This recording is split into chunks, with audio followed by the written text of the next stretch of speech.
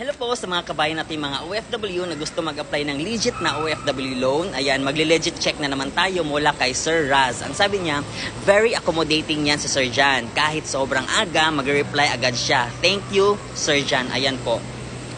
This is my advocacy po sa lahat ng mga OFW po na gusto mag-apply ng legit na OFW loan. Una, wala talaga kayong ilalabas na pera kahit piso the entire process po.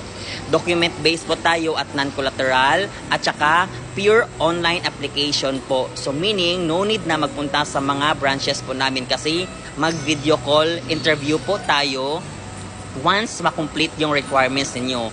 Dapat may requirements sa OFW at saka may requirements sa co-borrower.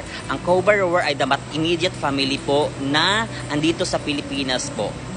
Ang qualified OFW ay dapat may sahod na 40,000 pataas po na nakalagay sa kontrata po ninyo.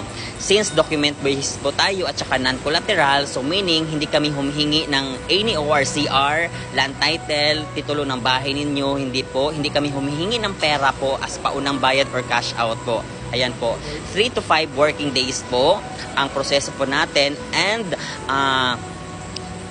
ang approval ay only up to 150% to 200% of your salary po. So, salary base po talaga po.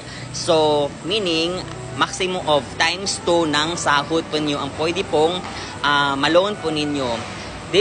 Because this is only immediate loan po, assistance po para sa mga OFW naghahangad ng mga emergency fund po like educational purposes, home renovation, or pambili, pangdagdag ng budget para sa pambili ng lupa or property or kung nagkakasakit yung pamilya, yun po. So, kita-kits po tayo. Lagi pong yung tatandaan na wala kayong ilalabas na pera kahit piso the entire process. Ayun po, thank you!